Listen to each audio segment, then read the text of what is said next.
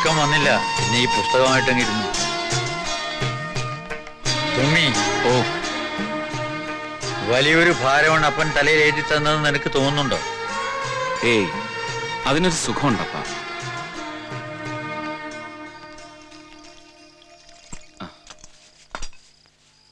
നല്ല പഴങ്കഞ്ഞി എടുക്കട്ടെ? പഴങ്കഞ്ഞിയ? ആ, കഞ്ഞൊരു ഉറക്കം കഴിഞ്ഞ പഴങ്കഞ്ഞിയാവും. ഓ, അതൊരു പുതിയ കണ്ടുപിടുത്തമൊന്നും അല്ലല്ലോ. നേരത്തെ എത്താമെന്നും പറഞ്ഞു പോയിട്ട് നീ എന്നാടാ ഇത്രയും താമസിച്ചേ? ഇന്നൊരു ആദിവാസി കോളനിയിലായിരുന്നു പരിപാടി. മല ഇറങ്ങി വന്നപ്പോ ഒരുപാടങ്ങ് വൈകി. ആ സെലിൻ നിന്നെ വിളിച്ചായിരുന്നു? ഇല്ല. എന്നാ കാര്യം?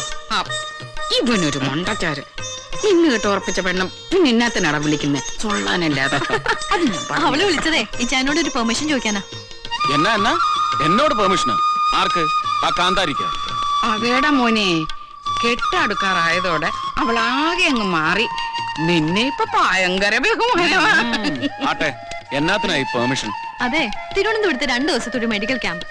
ഇച്ചാനെ വിളിച്ച് കിട്ടാതായപ്പോ എന്നോട് പെർമിഷൻ വാങ്ങി ആള് പൊക്കളഞ്ഞു. നീ ഇങ്ങനെ വർത്താനം പറഞ്ഞോണ്ട് നിൽക്കാതെ അവന് ഇത്തിരിയും കൂടെ കഞ്ഞി വിളമ്പടി വെച്ചാൽ ഇച്ചിരിയും കൂടെ കുടിക്കും മോനെ. യെസ്. ഇപ്പൊ എല്ലാവർക്കും മതിയായല്ലോ. അന്നേ ഞാൻ പറഞ്ഞതാ രാജിവെച്ച് ഇലക്ഷന് പോവാന്ന്. അപ്പൊ ഹൈക്കമാൻഡിന്റെ തീരുമാനം വരട്ടെ എന്നും പറഞ്ഞ് കാത്തിരുന്നു. എന്നിട്ട് മാലയ ക്ലൗസപ്പിന്റെ പേര് കേട്ടപ്പോ നമ്മുടെ ഭാഗത്തുനിന്ന് കുറെ എണ്ണം മറിയണം ചാടിയത് മിച്ചം. ഇപ്പൊ അവനെ താഴെ ഇറക്കാൻ ശ്രമിച്ച നമ്മൾ താഴെ വീഴുന്ന ലക്ഷണമാണ്. യവ ഈ പോക്ക് വയ്യ നമുക്കൊക്കെ തൊല്ലയാണ് കേട്ടാ. വെറും 1 മാസം കൊണ്ട് അവൻ നാട്ടുകാരെ മുഴുവൻ കയ്യിലെടുത്തിരിക്കല്ലേ. മുഖ്യന്റെ പേര് കേട്ടാൽ ഇവിടുത്തെ ജനങ്ങളുടെ വായിൽ തേനും പാലും ഒഴുകും. പോലീസ് ഡിപ്പാർട്ട്മെന്റിനെ മുഴുവൻ കയ്യിലെടുത്ത അവന്റെ ഭരണം. കേരളത്തിലെ ഓരോ ജനത്തിനൊപ്പവും മുഖ്യമന്ത്രി ഉണ്ടാവണമെന്ന് അവന്റെ മുദ്രാവാക്യം. നിർത്തണോ ആ ഭരണങ്ങാത്ത മോനെ പറ്റിയുള്ള സ്തുതിപ്പീര്. എനിച്ചങ്ങ് വിറഞ്ഞു കയറി വരിക. അപ്പനൊന്നും അടങ്ങ്. ഇവര് പറയുന്നതിലും കാര്യമുണ്ട്. സിറ്റുവേഷൻ ഇത്തിരി പ്രശ്ന. തൊമ്മി എന്ന പടക്കുതിരയ്ക്ക് വേണ്ടി ചരട് വലിക്കുന്നത് പ്രതിപക്ഷ നേതാവ് മാത്രമാണെന്ന് കരുതണ്ട. ഹൈക്കമാൻഡിന്റെ സപ്പോർട്ടോടുകൂടി പീതാംബരനും വരദരായനും ഉണ്ട്. അച്ഛനെന്താ ഒന്നും ഉണ്ടായിരിക്കുന്നത്? കാര്യങ്ങൾ എത്രത്തോളമായ സ്ഥിതിക്ക് അംഗബലം കുറഞ്ഞു വരുന്ന നമുക്ക് തൊമ്മിയെ താഴെ ഇറക്കാൻ മറ്റെന്തെങ്കിലും വഴി നോക്കിയേ പറ്റൂ. നൂറുദ്ദീനെ, എന്താണോ തന്റെ അഭിപ്രായം? 1/4 നൂറ്റാണ്ടോളം ഭരണ പ്രതിപക്ഷത്തിരുന്ന നമുക്ക് വെറും ഒരു തൊമ്മിയെ ഒതുക്കാൻ കഴിയുന്നില്ലെങ്കിൽ അത് നമ്മുടെ കഴിവുകേടോ അവനിരിക്കുന്ന കസേരയുടെ ബലമോ അല്ല. മനസ്സുകൊണ്ടാണെങ്കിലും അവനെ അംഗീകരിച്ച് താങ്ങി നിർത്തുന്ന ഒരു വിഭാഗത്തിന്റെ വലിപ്പമാണ്. അതിനെതിരെയാവണം നമ്മുടെ ആദ്യത്തെ അടി. അവനൊരു താൽക്കാലിക പ്രതിഭാസം മാത്രമാണ്. ന്യൂനപക്ഷക്കാരനായ ഇതുപോലൊരു പ്രതിഭാസം ജനാർദ്ദനക്കുറുപ്പിന് മുമ്പും ഇതേ മുഖ്യമന്ത്രി കസേരയിൽ ഉണ്ടായിരുന്നു. ഇവിടുത്തെ ന്യൂനപക്ഷ സമുദായത്തെ കുറിച്ച് അയാളുടെ നാവിൽ നിന്ന് വീണ ഒരൊറ്റ വാക്കിന്റെ പേരിൽ നമ്മളെല്ലാവരും കൂടി ചേർന്നല്ലേ ആ ആദർശ ധീരനെ മുഖ്യമന്ത്രി കസേരയിൽ നിന്ന് ചവിട്ടി പുറത്താക്കിയത്. ഭൂരിപക്ഷത്തിനു വേണ്ടി വാദിക്കാൻ ആരുമില്ലാത്ത ഈ നാട്ടിൽ ന്യൂനപക്ഷം എന്ന വർഗം ഉണ്ടായത് നമുക്ക് വേണ്ടി മാത്രമല്ലേ? ഇവിടെ തൊമ്മി എന്ന ഒറ്റയാനെതിരെ നമ്മൾ തൊടുക്കാൻ പോകുന്ന വജ്രായുധം അത് തന്നെ. താനൊന്ന് തെളിച്ച് പറയണ്ട നൂറുദ്ദീനെ. തന്റെ മണ്ഡലത്തിൽ 8-10 കൊല്ലമായി പൂട്ടിക്കിടക്കുന്ന ഒരു പള്ളിയില്ലേ, മാനാഞ്ചേരി പള്ളി. ആ പള്ളിയിലെ ഇടവകക്കാരെയും രംഗത്തിറക്കി വേണം ഇനി തൊമ്മിക്കെതിരെ നമുക്ക് കളിക്കാം. ആ മണവമാഞ്ചന്മാരെ ഇറക്കി നമ്മൾ എന്നാ വളർത്താനാണ്?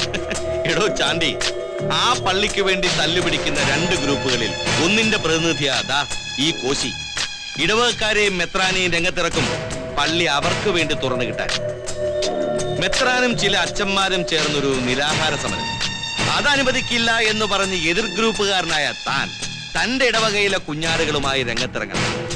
അങ്ങനെ ഇടവകക്കാര് നിങ്ങൾ പരസ്പരം കൊമ്പ് കോർക്കുമ്പോ ഞാൻ നമ്മുടെ അടിയോടി അതിനിടയിലേക്ക് അങ്ങ് കയറ്റിവിടും. അപ്പോ തൊമ്മിമുഖ്യന്റെ പോലീസ് കയറി അച്ഛന്റെ മെത്രാന്റെ ദേഹത്ത് കൈവയ്ക്കും. ബാക്കിയൊക്കെ ഇവിടുത്തെ പത്രക്കാരും ചാനലുകാരും നോക്കിക്കോളും. നമ്മൾ ആ തീയിലേക്ക് അല്പ എണ്ണ ഒഴിച്ചു കൊടുത്താൽ മാത്രം മതി. പള്ളി ആരാധനയ്ക്ക് തുറന്നു തരിക. മുഖ്യമന്ത്രി രാജിവെക്കുക.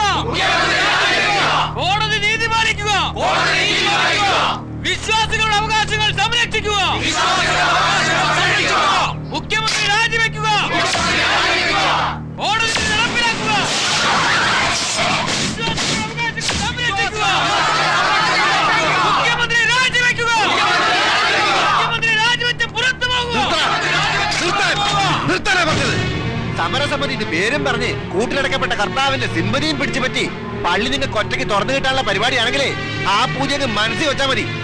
കുഞ്ഞാടുകൾ പട്ടിണി കണ്ട് തടിയിടാക്കാൻ സ്ഥലം വിടും. അങ്ങനെ അങ്ങ് പോകാനല്ല ഞങ്ങൾ ഇവിടെ ഇരിക്കുന്നത്. കോടതി വിധി ഞങ്ങൾക്ക് അനുകൂലമാണെങ്കിൽ പള്ളിയും തുറന്ന് പാട്ടുകുർബാനയും നടത്തിയിട്ട് പോവാനാ ഞങ്ങളുടെ പരിപാടി. എന്തേ വല്ല അഭിപ്രായ വ്യത്യാസം ഉണ്ടോ? പിന്നെ ഞങ്ങൾ സ്റ്റേ ഓർഡർ വാങ്ങിച്ച് പുഴുകി തിന്നാനാണോ തെറ്റ്? ജോണിക്കുട്ടി കയ്യോ കൊണ്ടേ കയ്യെ വെച്ചാ മതി. പള്ളി മുറ്റത്തൊന്ന് തോന്നിവാസം പറഞ്ഞാലോ. പറഞ്ഞാ നീ എന്ത് ചെയ്യടാ? എന്നെ മൂക്കിലോട്ട് വലിച്ചേക്കോ.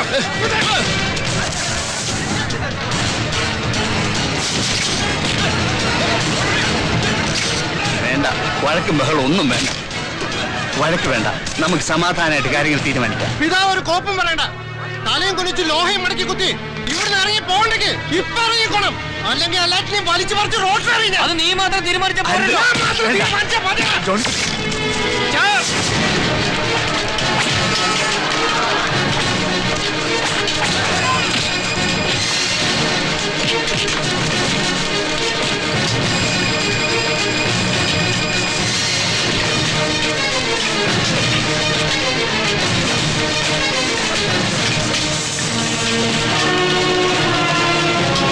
നമസ്കാരം. സഭാതർക്കം നടക്കുന്ന മാനാഞ്ചിറ പള്ളിയിൽ ഇരുസഭകളും തമ്മിലുള്ള വാക്കേറ്റം അക്രമാസക്തമായി. പുരോഹിതരടക്കമുള്ള വിശ്വാസികളെ പോലീസ് ലാത്തി ചാർജ് നടത്തി. മതവികാരം വ്രണപ്പെടുത്തുന്ന പോലീസ് നടപടിയുടെ ഉത്തരവാദിത്വം ഏറ്റെടുത്ത് ആഭ്യന്തര വകുപ്പ് കൈകാര്യം ചെയ്യുന്ന മുഖ്യമന്ത്രി മാളിയേക്കൽ തൊമ്മി രാജിവെക്കണമെന്ന് പള്ളിമുറ്റത്ത് നമ്മൾ കൊളുത്തിയ ഈ തീ കേരളമാകെ പടരണം. നമ്മുടെ ബഹുമാന മുഖ്യന്റെ കസേര തെറിക്കണമെങ്കിൽ ന്യൂനപക്ഷങ്ങൾക്ക് നേരെ ഉണ്ടായ ഈ കടന്നാക്രമത്തെ നാടിന്റെ പൊതുപ്രശ്നമാക്കി മാറ്റണം. കോശിയെ, തനിക്ക് ഇനി കളി തുടങ്ങാതോ?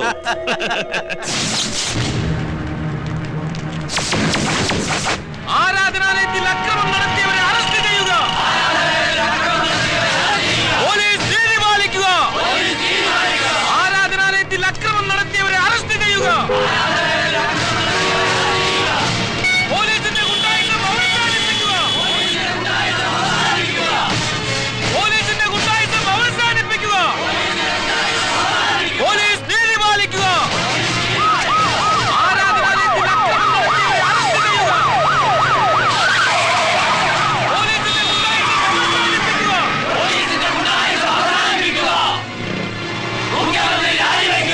പോലീസ് നീതി പാലിക്കുക. പോലീസ് നീതി പാലിക്കുക. പോലീസ് നീതി പാലിക്കുക. പോലീസ് നീതി പാലിക്കുക.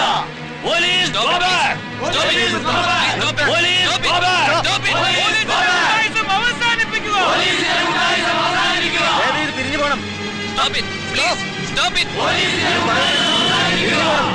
Please cooperate with us. ഇനിയും മുന്നോട്ട് നടന്ന് ലോ ആൻഡ് ഓർഡർ തകർക്കാൻ ഞങ്ങൾ അനുവദിക്കില്ല. തന്റെ ഒരു ലോയും ഒരു ഓർഡറും ഒന്ന് മാറി നിൽക്കണോ? നിങ്ങൾ പ്രശ്നം ഉണ്ടാക്കാതെ പിരിഞ്ഞു പോണം. പോലീസിന്റെ ഗുണ്ടായിസം അവസാനിപ്പിക്കുക. മുഖ്യമന്ത്രി രാജിവെക്കുക. കോടതി നീതി പാലിക്കുക.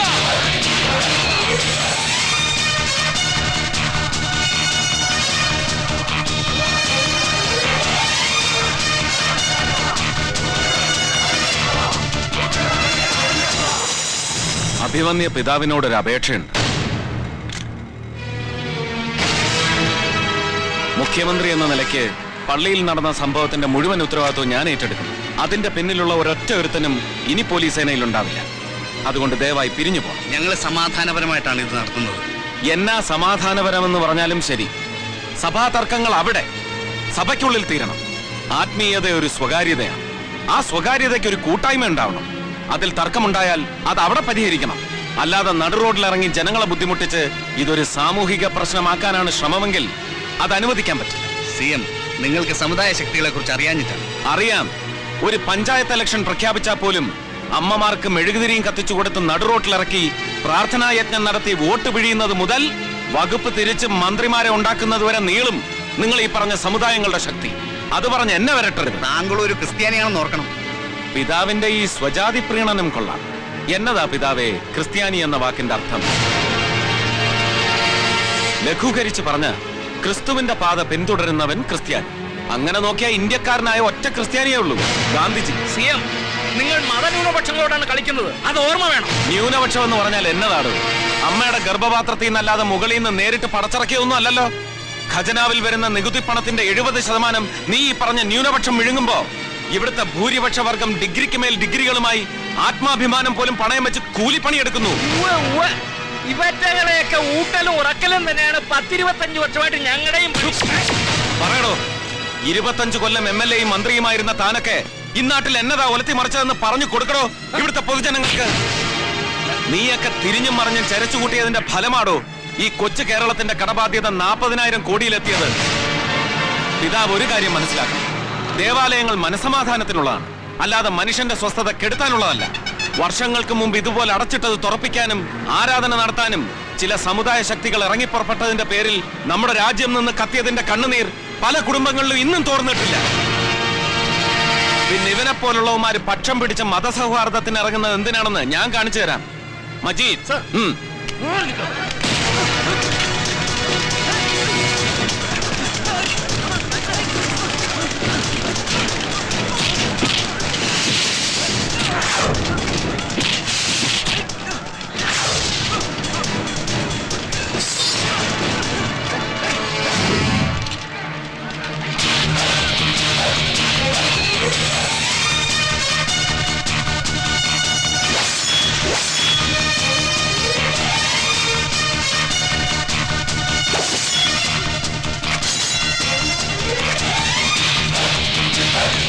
നിങ്ങളെപ്പോലെയുള്ള മതനേതാക്കന്മാർ എവരെയൊക്കെ കൂട്ടുപിടിച്ച് ബാനറും തൂക്കി പുറപ്പെടുമ്പോ ഒരു നിമിഷം ആലോചിക്കണം, അവസാനം ഇങ്ങനെയൊക്കെ ആയിത്തീരും.